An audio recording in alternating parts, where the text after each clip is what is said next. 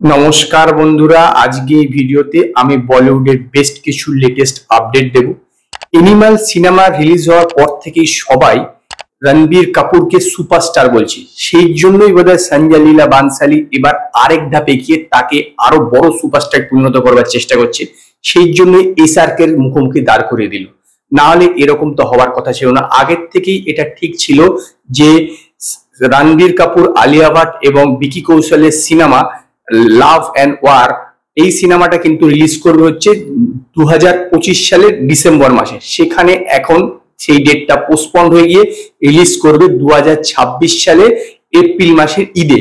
Exactly সেই দিনেই কিন্তু শাহরুখ খানের পরবর্তী সিনেমা কিং রিলিজ করবে, যাতে সুহানা খান আছে। ইয়েস, তার কারণ সেই উইকটাতেই পড়েছে হচ্ছে রামনবমী এবং গুড ফ্রাইডে, তো অনেকটা লম্বা ছুটি, তো সবাইকে এটা টার্গেট করছে।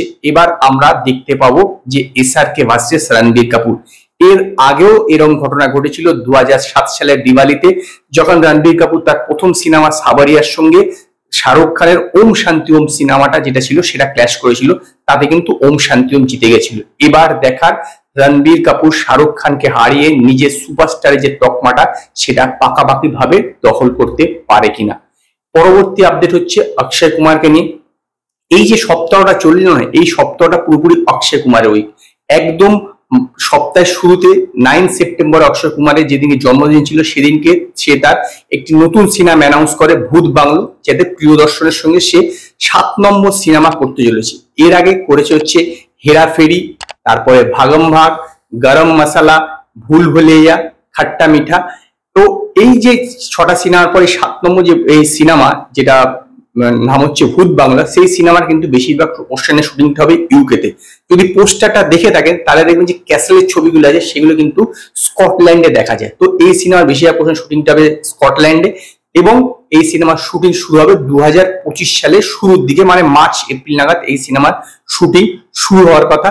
এবং সিনেমাটি সম্ভবত 2025 সালে রিলিজ করবে। এবং প্রিয়দর্শনের সিনেমা, তো স্বাভাবিকভাবে প্রিয়দর্শন কিন্তু তার পুরনো স্টার কাস্টকে এখানে কিন্তু রিপিট করছে, মানে পরেশ রাওয়াল, রাজকুমার রাও এবং আসরানি এই সিনেমাতেও থাকছে ভূত বাংলাতে। আর বাকি স্টার কাস্ট এখানে অ্যানাউন্স হয়নি, যখন অ্যানাউন্স হবে আমি আপনাদেরকে জানাবো।